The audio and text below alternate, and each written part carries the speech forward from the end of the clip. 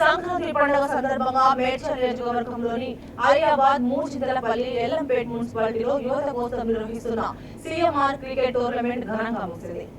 Aliabad municipal కేంద్రంలోని ground లో నిర్వహించిన సీఎంఆర్ క్రికెట్ టోర్నమెంట్ లో విన్నర్లకు రన్నర్లకు మాజీ మంత్రి మేడ్చల్ ఎమ్మెల్యే చామకూర మల్లారెడ్డి బహుమతులు అందజేశారు.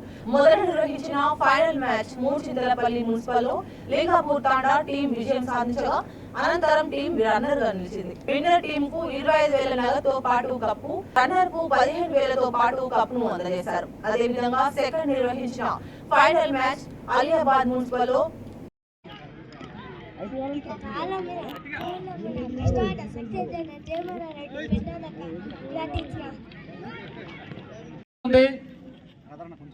మన మల్లారెడ్డి సార్ గారు సమక్షంలోనే మ్యాచ్ పూర్తి చేసుకోబోతున్నాం.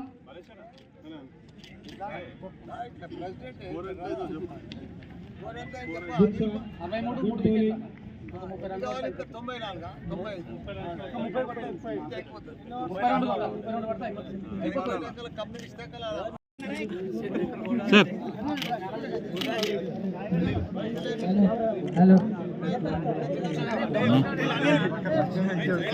క్రికెట్ గ్రౌండ్ అవును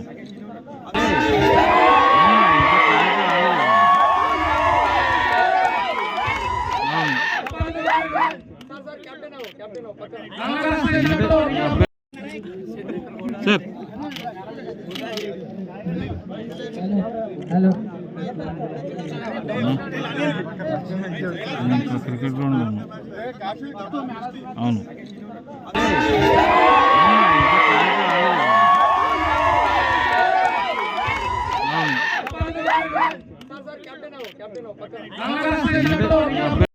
సందర్భంగా మా ఆలియాబాద్ మున్సిపాలిటీ కానీ మా మూర్చింతలపల్లి మున్సిపాలిటీ కానీ అదే మాదిరిగా మా ఎల్లంపేట మున్సిపాలిటీ కానీ 3 మున్సిపాలిటీలలో కూడా పెద్ద ఎత్తున ముగ్గుల పోటీ పెట్టినాం.